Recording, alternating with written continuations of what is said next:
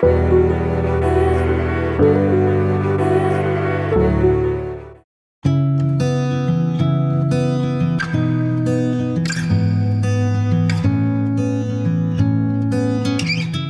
this is Michele Knight. This is your general astrology overview for April 2017.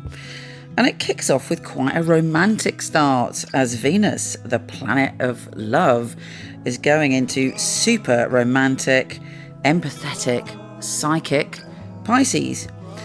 This makes it easier for all of us to merge with our lovers, to cast aside any cynicism and believe in the power of love, and also to be very psychically in tune with what's good for us love-wise. You know what it's like, sometimes you're in a relationship and Piscean energy can be very idealistic, but you cannot fool your psychic self.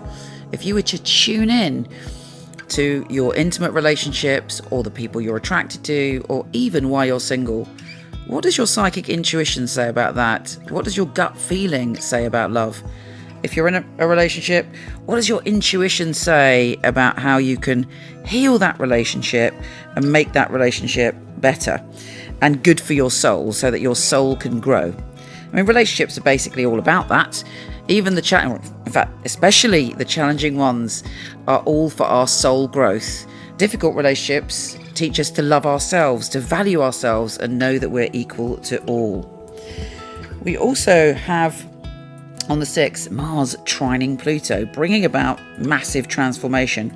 Mars is in Taurus on the 6th, and Pluto is in Capricorn. We could see some pretty intense power plays going on in the world, and some kind of battles going on between masculine energy around that time. And personally, it gives us the opportunity to power through and to achieve what we want to achieve in our career. But be warned, don't use the Venus in Pisces energy to calm down any of that kind of over aggressive energy. Saturn is about to go retrograde also, which brings about a feeling of going back to the past. And Saturn's in Sagittarius. Sagittarius is all about freedom. It's all about travel, journeying, whether it's an intellectual journey, a spiritual journey, or a literal journey. It's about expressing the inner eccentric. Our unique soul is our gift to the world. When we express our uniqueness, we evolve and we help other people evolve. And that's what Sagittarius is good at. Saturn, however, is kind of very restricting. So, when Saturn takes you back to the past, it's making us all look at our ideas about other cultures. Are we judgmental about other cultures? Are we judgmental about people expressing their unique soul? And it's urging us to learn a lesson through that. We also have on the 7th, Sun opposing Jupiter. That's quite intense. There's a call to freedom in your heart. But Jupiter's saying, if you want to expand and grow, you have to be fair. You have to try and create harmony wherever you go. Harmony for yourself, harmony for other people. Be individual, shine like the star that you are, but have peace in your heart and carry peace as your message. We have Sun square Pluto on the 9th, causing more argy-bargy in the universe. We may see some arguing countries and more upheaval around the 9th of April. And then on the 10th, we've got Mercury, planet of communication, going retrograde, and he's going retrograde in Taurus. Mercury retrograde means, whatever you got to sort out, the finer details of your life, anything important you've got to say, try and do it before the 10th of April. Mercury retrograde makes life hard when signing contracts or even understanding each other. It's almost as if you're talking to someone and they're speaking Swahili, and unless you're fluent in Swahili, things can become very misunderstood when Mercury goes retrograde. And also, it may be that something you committed to in the past, you may have a change of heart about. So be careful what you commit to. And if you're intending to travel or do anything, check everything over several times until the 3rd of May.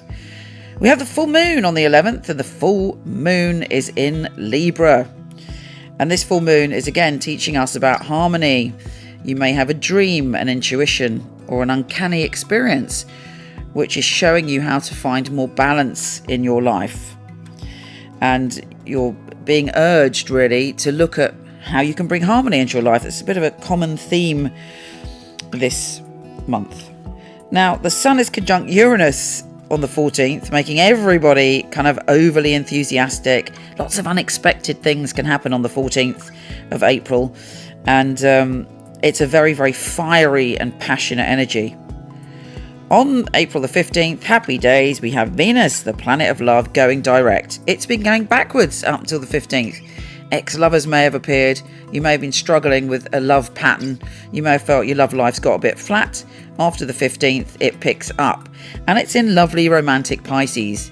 You're healed. There should be a lot of harmony in your soul, poetry in your soul, as you seek a deeper love. And you have compassion and you have beauty in your heart. Of course, the shadow side of Pisces is to fall for illusions or to kind of want to get drunk and then go and get married at Gretna Green. But always with Pisces energy, whatever direction it's going in, even when it's in shadow, you have the joy of your intuition. You will have an inner voice that's telling you what's right and what's wrong. And again, all of this month, what is your inner voice saying to you about love? What's it trying to say to you? On the 19th, the Sun enters Taurus and things calm down a bit. All of that kind of fiery energy is becoming more grounded. And we can all look and turn our attention to the areas in our life that are about our security, our stability, and our finances, and dig in and create some firm foundations for that. On the 20th, the Sun is conjunct Mercury, planet of communication, in Taurus. You might be tempted to make a commitment, or it may be that you may respond in a very stubborn way. Don't be stubborn for the hell of it on the 20th, but do make a commitment to yourself and to the way that you want to communicate in the future. On the 20th also, we have Pluto, who's going retrograde in Capricorn. A lot of issues from the past are coming up about status, money and power. We'll see this in the outer world. Perhaps something from the past is dragged up to create a change in one of our countries, and no doubt that will be America, we'll see, and possibly England to do with Brexit, but it's past power, important things coming to the surface and having to be re-looked at in some way. On the 20th, Mercury enters Aries, so we've still got a bit of that fire energy. It gives us the ability to be spontaneous and to say what we think in the moment. If you're someone that finds it hard to say what you think in the moment, this is happy days. This is a big healing for you. But if you're somebody who's already impetuous, just be careful, because you will be declaring all sorts of things in the heat of the moment. Mars is entering Gemini, giving us the ability to see two sides of the story, but also it could be that energetically people are going in two different directions. It's very difficult to know what to trust. We have the new moon on the 26th, and it's sextile Neptune, creating some deep spiritual experiences and a surrendering and a letting go and a commitment, a new start when it comes to our inner sense of security, our finances, and a beginning again. On the 28th, Venus goes back into Aries, and there's a spontaneous feeling of love. If you are attracted to someone, you can go, "Hey baby, I really like you," or possibly in a much better way than that, because that probably won't get you very far.